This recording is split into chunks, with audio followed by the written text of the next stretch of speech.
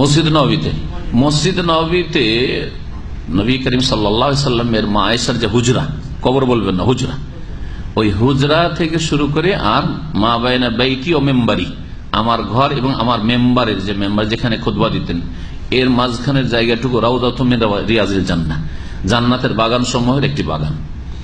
এটাকে রিয়াজুল জান্নাহ বলা, আসলে রওজা। জায়গাটি হাদিস কি বলছে? রাউদা, এক বচন। রাউদা, রাউদা মানে কবর না। বিদাতীদের ভাষা দেখেন, রাউদা মানে নবীর কবর, আর শরীয়তের ভাষা রাউদা মানে হচ্ছে, রাউদা মানে তো বাগান, ওই বাগান। এইখানে রাউদা মানে ওই জায়গাটুকু, যে জায়গাটুকু নবী সাল্লাল্লাহু আলাইহি ওয়াসাল্লামের বাড়ি, মা আয়েশার কক্ষ আর মেম্বারের মাঝখানে রয়েছে, এটা হচ্ছে রাউদার জায়গা। এই জায়গাটিকে জান্নাতের টুকরো যখন বা জান্নাতের বাগান বলা হয়েছে। তো এইখানে নামাজ পড়লে, সালাত আদায় করলে, নফল ফরজ পড়ার জন্য ওখানে ভিড় করে বসে থাকবেন না, ফরজের জন্য এগিয়ে যাওয়ার চেষ্টা করবেন, যেখানে আগে জায়গা সেখানে যাবেন। আগে থেকে বিদাতিরা ওখানে গিয়ে বসে থাকে ফরজ পড়ার জন্য না, ফরজ পড়ার জন্য আগের কাতারে সওয়াব বেশি।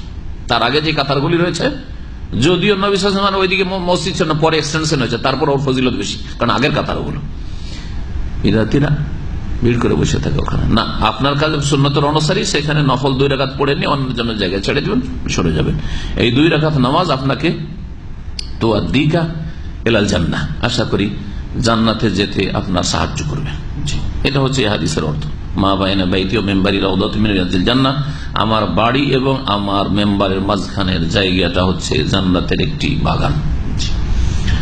সাল্লাল্লাহু আলাইহি ওয়া সাল্লাম, মুহাম্মদ ওয়া আলা আলিহি ওয়া সাহবিহি।